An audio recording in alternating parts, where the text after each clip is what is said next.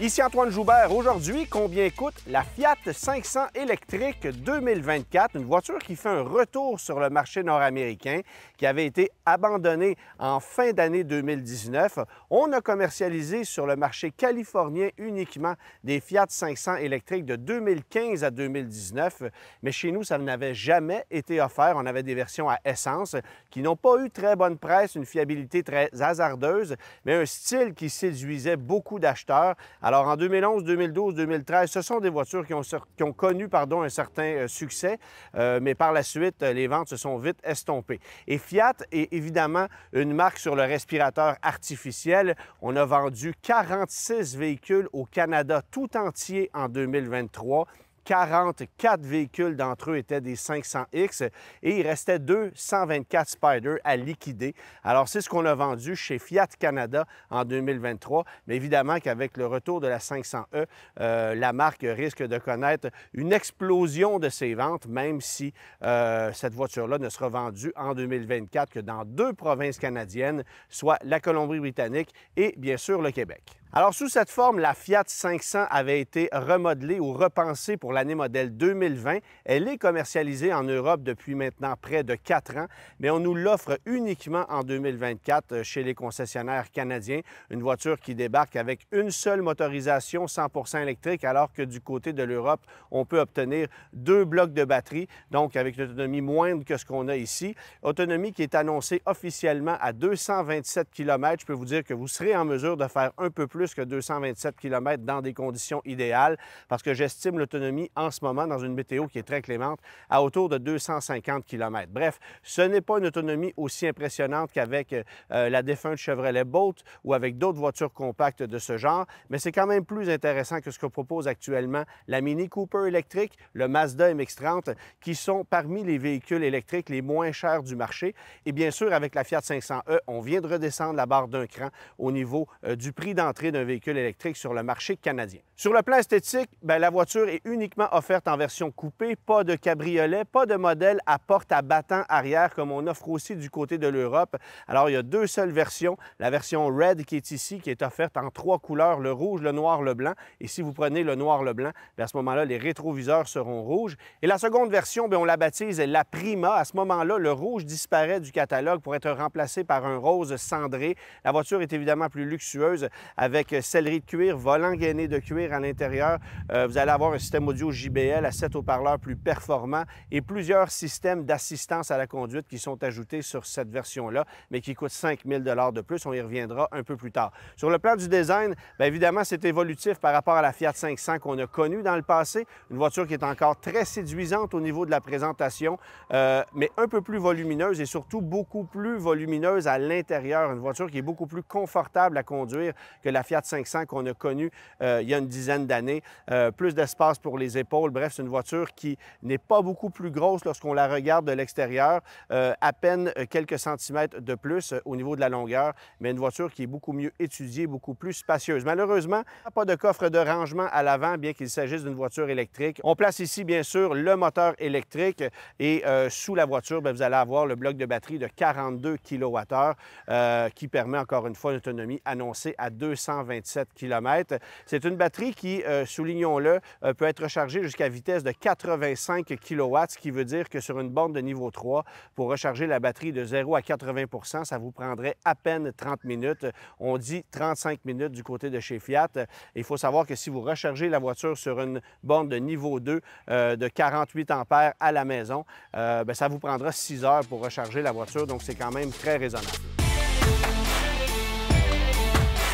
La Fiat 500 qu'on a connue à partir de 2011 chez nous au Canada, c'était une voiture très étroite, une voiture très compacte et on avait vraiment l'impression d'être assis sur un tabouret lorsqu'on la conduisait. C'est absolument plus le cas. Il y a beaucoup plus de dégagement au niveau des épaules, au niveau de la tête également, si bien que même des personnes au fort gabarit pourraient être confortables à bord de cette voiture-là. Évidemment que l'espace aux places arrière sera plus limité, mais c'est une voiture beaucoup plus pratique que ce que c'était dans le passé. On a un coffre qui dépasse 200 litres de volume cargo go. Donc, ce n'est pas une voiture, par exemple, avec laquelle vous allez faire de grosses épiceries, mais quand même une voiture beaucoup plus facile à vivre pour des gens qui cherchent un minimum de confort et qui peut désormais être considérée comme une rivale de la Mini Cooper électrique, ce qui n'était absolument pas le cas dans le passé parce que on était dans un territoire de voitures véritablement mini-compactes, ce qui n'est plus le cas aujourd'hui. Et pourtant, la taille de la voiture n'est pas beaucoup plus grosse que le modèle qu'on vient remplacer, mais c'est une voiture mieux développée, mieux imaginée, beaucoup plus spacieuse et ergonomique que le modèle qu'on vient remplacer. Et parlant d'ergonomie, bien évidemment qu'on a une planche de bord beaucoup plus moderne, écran de 7 pouces derrière le volant avec une multitude d'informations qui sont bien illustrées. Alors ça, c'est facile à utiliser. Et l'écran central directement emprunté au Dodge Hornet à l'Alfa Romeo Tonale, 10,25 pouces. C'est l'écran Uconnect de catégorie 5, alors très moderne, avec Apple CarPlay, Android Auto sans fil, évidemment. Un système audio qui est très efficace, pour être honnête. Évidemment que si vous allez vers la version, la Prima, là, à ce moment-là, vous aurez un système audio JBL à 7 haut-parleurs qui est plus performant que ce qu'on a ici. Je n'ai pas pu tester la différence entre les deux systèmes audio, mais évidemment que le second est probablement plus performant. Dans la version La Prima, vous allez avoir aussi sellerie de cuir à l'intérieur du véhicule, ce qui apporte une touche intéressante au niveau visuel parce que la sellerie de cuir est de couleur crème, alors qu'ici, bien, on a du tissu noir à la grandeur, un peu plus sombre. Il n'y a pas de possibilité d'avoir de toit ouvrant non plus sur la Fiat 500e, peu importe la version que vous allez choisir. Position de conduite, je le mentionnais, c'est très intéressant, mais il faut savoir qu'on a aussi une multitude de commodités à bord de la voiture, des vides-poches un peu partout, chargeur par induction de série qui est placé juste au-dessus de ce levier de vitesse à bouton qui va se retrouver au centre de la planche de bord.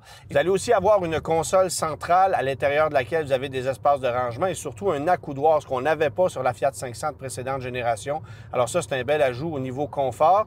Et sur la console centrale, vous allez avoir, bon, la commande pour le volume, le système audio. Vous allez avoir le frein à main électronique, bien sûr, et la commande pour les modes de conduite. Il y en a 3 au total. Le mode normal, vous ne pourrez conduire d'un seul pied ou à une seule pédale, comme avec la plupart des voitures électriques. Pour ce faire, il faut passer au mode range, où là, l'autonomie sera légèrement bonifiée. On n'a pas de chiffres qui viennent le prouver, mais l'autonomie serait bonifiée par rapport au mode normal. Et à ce moment-là, bien, vous pourrez conduire la voiture d'un seul pied à une seule pédale, mais sans pouvoir ajuster le niveau de régénération en décélération. Alors, petite déception de ce côté-là. Et si finalement vous sélectionnez le mode Sherpa, bien là, à ce moment-là, on joue la totale. On coupe la climatisation, pas de possibilité d'utiliser les sièges chauffants, le dégivreur arrière. La vitesse est limitée à 80 km/h. Vous passez de 117 à 77 chevaux.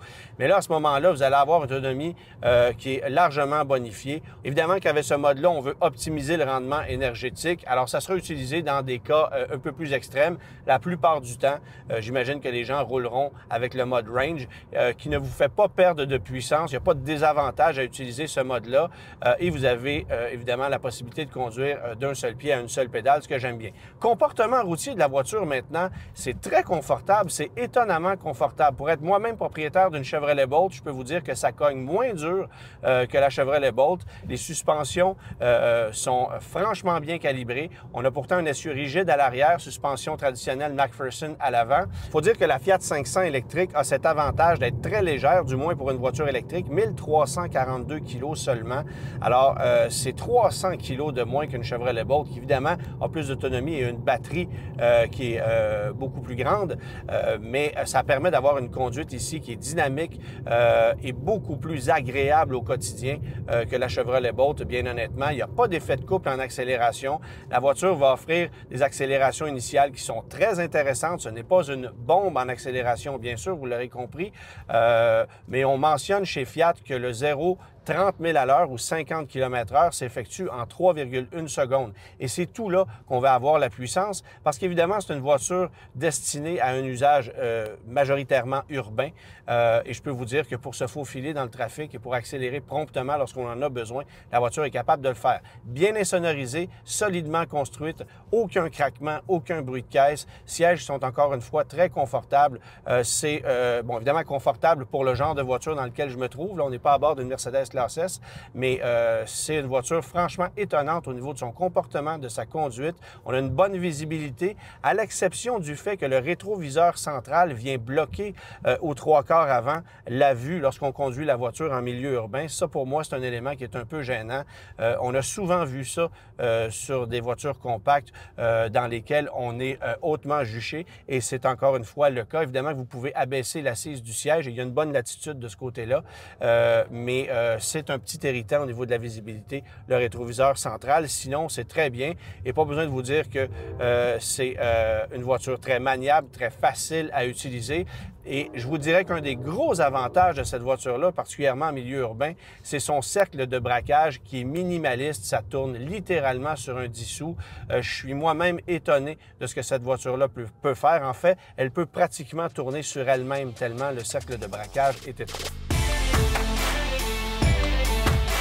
Comme je l'ai mentionné un peu plus tôt, la Fiat 500 électrique n'est offerte en 2024 que dans 2 provinces canadiennes, Colombie-Britannique et le Québec, qui sera de loin le plus gros marché pour cette voiture-là. Les concessionnaires, les 38 concessionnaires qui sont autorisés à vendre la Fiat 500 électrique au Québec auront beaucoup d'unités en stock. On dit qu'on sera capable de suffire à la demande. Reste à voir si on aura beaucoup d'unités de cette version Red, parce qu'évidemment, avec une facture dont l'écart est de 5 000 $ par rapport à la version la Prima, mais celle-ci sera probablement beaucoup plus intéressante pour les acheteurs du Québec qui veulent avoir un véhicule à vocation urbaine pour des déplacements, évidemment, en périphérie des grands centres. Avant de parler du prix maintenant, juste un mot pour souligner qu'il s'agit de la première voiture 100% électrique commercialisée par le groupe Stellantis chez nous au Canada. Je le mentionnais un peu plus tôt, la Fiat 500 électrique avait été offerte en petite quantité du côté de la Californie sur le modèle d'ancienne génération. Mais chez Stellantis, on lance un premier véhicule tout électrique. Suivront prochainement les Jeep Wagoneer S et évidemment la Dodge Charger qui est également très attendue. Alors, il y aura des modèles 100% électriques qui se multiplieront chez Stellantis au cours des prochaines années. La Fiat 500, c'est la première voiture de ce lot. Évidemment, c'est une voiture qui est rassurante au niveau de sa fiabilité puisqu'elle roule déjà depuis 4 ans du côté de l'Europe et que les codes de fiabilité ont monté en flèche, évidemment, par rapport à l'ancienne Fiat 500 qui était cauchemardesque à ce niveau-là. Alors, les prix maintenant, en incluant les frais de transport préparation, bien sûr, 42 190 $ pour la voiture qui est ici, la version Red, et 47 190 $ pour la version La Prima, qui sera probablement beaucoup moins convoitée. On retire ensuite, pour le moment, parce que les crédits vont changer l'an prochain, 10 437 $ de crédits applicables chez nous au Québec. Donc, en incluant les taxes, c'est 7 000 du provincial, 5 000 du fédéral. Ça fait en sorte qu'on a une facture réelle de 31 753 $ pour la voiture qui est ici, évidemment plus taxes, et 36 753 $ si vous allez pour la version La Prima. En financement maintenant, taux à 6,99 % sur un terme de 72 mois, en incluant les frais de transport préparation, les taxes et en appliquant les crédits qui sont admissibles actuellement dans la province de Québec. Vous allez payer 622 $ par mois, taxes incluses sur 6 ans pour la voiture qui est ici, 720 $ si vous optez pour la version La Prima. Mais c'est à la location que cette voiture-là devient très alléchante, puisqu'avec une valeur résiduelle à 42 %, bien, on réussit à appliquer un plein crédit de 12 000 $ sur une voiture dont la facture est à peine supérieure à 30 000 $. Donc, vous aurez compris que si on décide de louer cette voiture-là à un taux de 7,19 %, c'est quand même un taux assez élevé, mais qu'on vient appliquer le 12 000 $ de crédit sur la voiture, bien, les mensualités sont très alléchantes. Vous allez payer 388 $ par mois, taxes incluses sur 4 ans, avec une allocation de 12 000 km par année. Cependant, ça, il faut le souligner, si vous décidez d'avoir 18 000 km par année, bien, vous allez payer une vingtaine de dollars supplémentaires à la mensualité. Mais 388 $ taxes incluses sur 4 ans, 12 000 km par année. Et si vous allez vers la version La Prima, vous allez payer 468 $ taxes incluses encore une fois. Valeur résiduelle, 17 720 $ plus taxes pour la voiture qui est ici au bout du terme si vous avez loué la voiture sur 4 ans et 19 820 pour la version La Prima après le terme de 4 ans, encore une fois avec une allocation de seulement 12 000 km par année, il faut le souligner. Mais on dit que cette voiture-là sera principalement utilisée en ville, que la moyenne des acheteurs ne parcourront que moins de 100 km quotidiennement. Alors, on peut s'attendre à ce que ces voitures-là, sur le marché d'occasion après quelques années, n'aient pas beaucoup de kilométrage, enfin beaucoup moins que les autres produits de la grande famille Stellantis. lorsqu'on pense aux camions Ram, aux camions Jeep. Alors, de façon officielle, la Fiat 500 électrique, c'est la moins chère des voitures électriques vendues sur le marché canadien en 2024. Évidemment, les crédits vont changer en 2025. Québec a annoncé réduire le crédit de 7 000 à 4 000 à partir de 2025 et à 2 000 en 2026 pour complètement l'éliminer en 2027.